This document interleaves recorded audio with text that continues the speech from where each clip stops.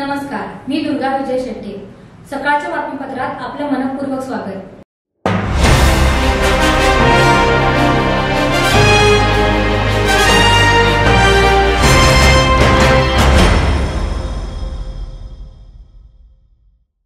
EVM विरोधात doctor Baba Adhav यांचे आत्मक्लेश आंदोलन।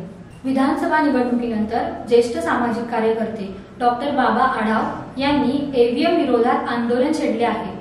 गुरुवारपासून बाबा आढाव यांनी पुण्यातील महात्मा फुले वाड्यात आत्मक्लेश उपोषण सुरू केले आहे।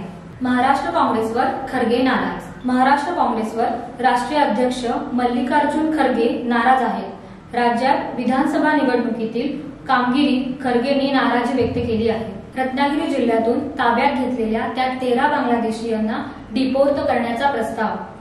काही दिवसांपूर्वी तालुक्यातील नाखरे कालरकोंडवाडी येथील चिरेखानेवर अवैधरित्या वास्तव्य करत असलेल्या 13 बांगलादेशी घुसखोरांना पोलिसांनी ताब्यात घेतले आहे।